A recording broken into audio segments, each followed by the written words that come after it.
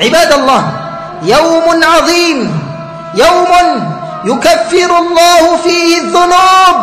الله سبحانه وتعالى yusamehe madhambi, siku ambayo Allah subhanahu wa ta'ala husamehe madhambi ya miaka miwili. Ibadallah, siku ambayo Allah subhanahu wa ta'ala husamehe madhambi ya miaka miwili, mwaka uliopita na mwaka utakaokuja. Ibadallah, an Abi Qatada radhiyallahu ta'ala anhu qala سئل رسول الله صلى الله عليه وسلم عن صوم يوم عرفة فقال يكفر السنة الماضية والسنة القابلة.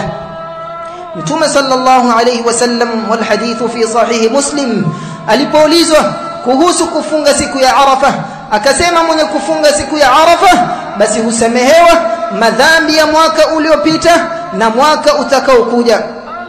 Yani maana yake kama mathalan ni mwaka 2023 basi wasamehewa mwaka 2022 na mwaka 2024.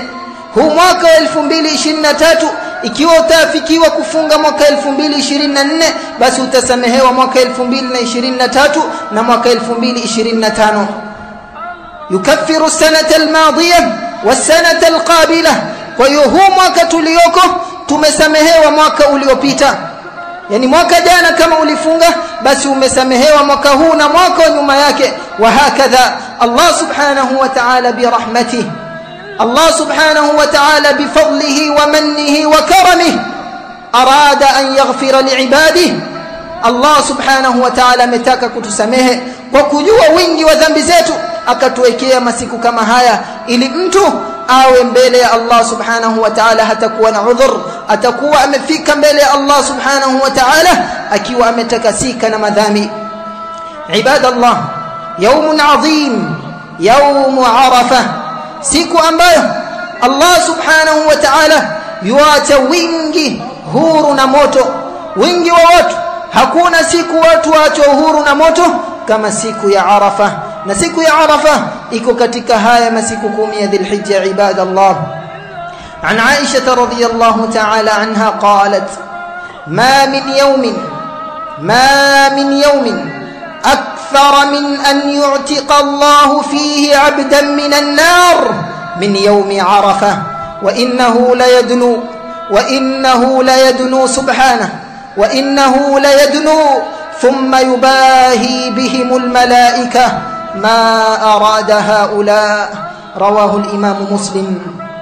Mtume sallallahu alayhi wasallam asema hakuna siku ambayo Allah yuakithirisha kuacha watu huru na moto kama siku ya Arafa.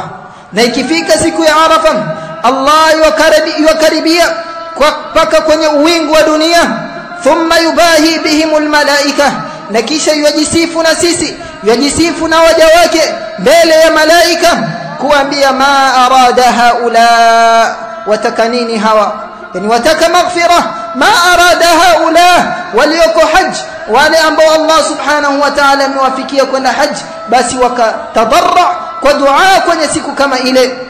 Na wale ambao hawakwenda haji Allah subhanahu wa ta'ala akawashuruishia ibada ya funga, kwa sababu funga ni mashruu kwa wale ambao hawako haji, lakini walioko haji hawafungi. Siku ya Arafa ni Eid kwa yule aliyoko haji, lakini si Eid kwa yule ambaye hayuko haji. Ya ibadallah, yawmun adhim, yawm Arafa ni yawmun adhim, fa'azzimu hadha al-yawm بالتكبير والتهليل والتحميد. قولوا الله أكبر، الله أكبر، لا إله إلا الله، الله أكبر، الله أكبر ولله الحمد.